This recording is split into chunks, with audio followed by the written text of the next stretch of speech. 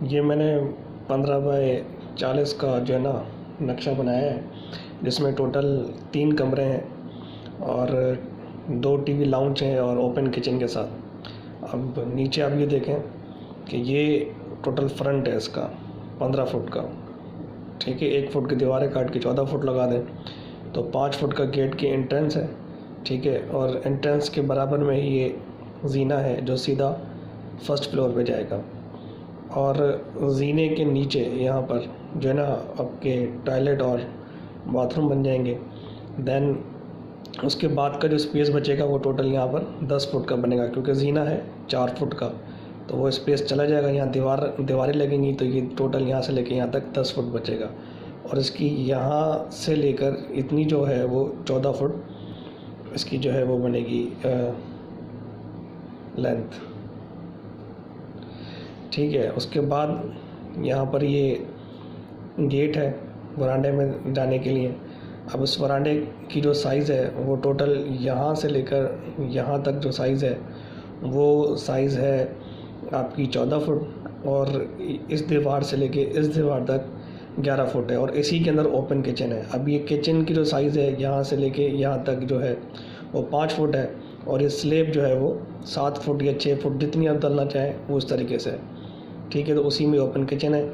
इधर खिड़की लगा दी है वेंटिलेशन के लिए, यहीं चूल्हा है, तो सारी जितनी किचन की गर्माइश है वो बाहर निकलती रहे। इस स्लैब का ये जो स्लैब डला हुआ है यहाँ पर, इस स्लैब का ये फ़ायदा है कि आप यहाँ पर बैठ के इसको एज अ डाइनिंग टेबल भी यूज़ कर सकते हैं।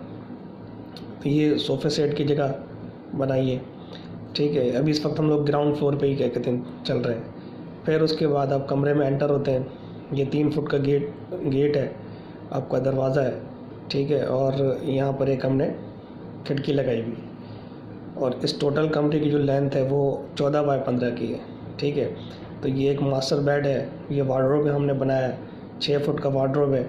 अच्छा, ये जो मैंने दिए ये वेंटिलेशन ओपन की है, ये खाली है जगह, ताकि ऊपर छत से जो है ना हवा आपके कमरों में एंटर होती रहे, और उसमें मैंने यहाँ खिड़की लगाई है। अच्छा, इसका जो टोटल साइज़ रखा है मैंने वो 3 बाय 3 का रखा है। 3 बाय 3 यानी कि 3 फुट ऐसे लेंथ में और विड्थ में 3 फुट है।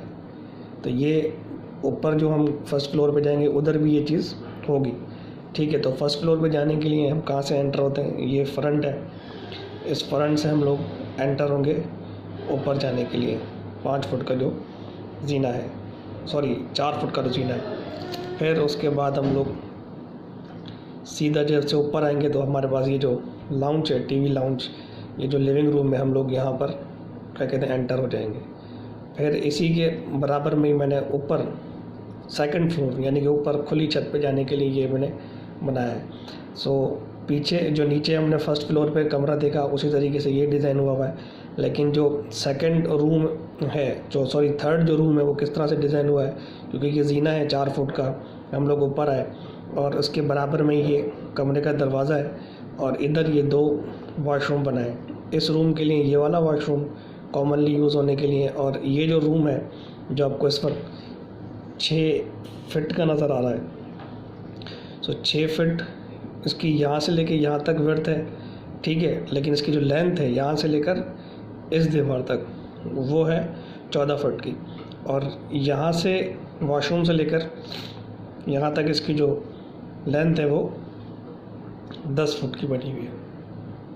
और फिर आगे ये 2 फुट की जो है ओपन गैलरी है। तो टोटल इसका जो साइज़ बन रहा है वो 16 फुट बन रहा है गैलरी समेत। और ये जो 2 वॉशरूम बनेंगे वो बनेंगे 4 बाय 8 के।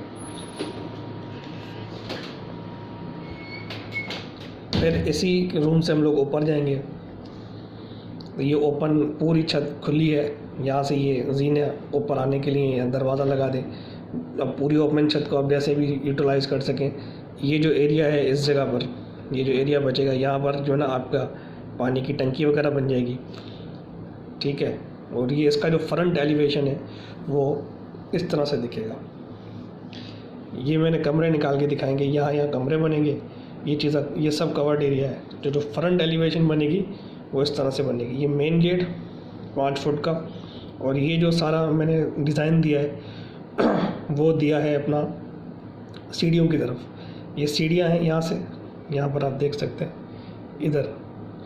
तो अब ये डिज़ाइन मैंने इसलिए दिया है कि इसके अंदर हल्का हल्का सा ना गैप दिया जाएगा। वो गैप इसलिए कि भाई इसमें हवा की एंट्रेंस हो। एक तो हवा की एंट्रेंस मैंने बिल्कुल यहाँ रखी है, यहाँ से हवा इन होगी पूरी, और पूरे कमरे में लिविंग हॉल में पूरे में जाएगी, और इधर से भी हवा बाहर निकल सकती है।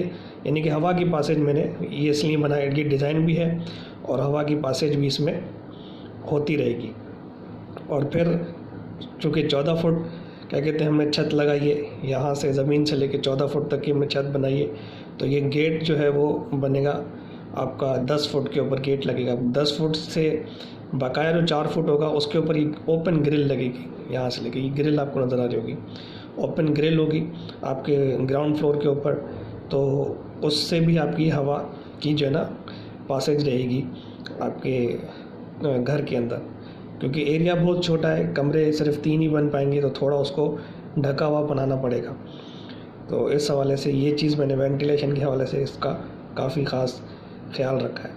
रही बात वॉशिंग एरिया के लिए ये एरिया इनफ है, आप कपड़े वगैरह धो सकते हैं, पर लेकिन बेहतर है कि जो छत है पूरी ओपन, इधर एक आप हल्की सी क्या कहते हैं जो है ना कमरा वगैरह बनाकर इधर ही आप वॉशिंग एरिया बना सकते हैं। साइड में आप ये पूरा एरिया खाली पड़ा है, इसमें ही आप क्या कहते हैं अपना इस्त्री वगैरह का भी सामान लगा दें, तो ऊपर से कपड़े इस्त्री करके आप नीचे आ सकते हैं। सो ये काफ़ी स्पेशियस है जिस तरीके से मैंने उसको सोचा है, समझा है, डिज़ाइन किया है वेंटिलेशन के हवाले से भी।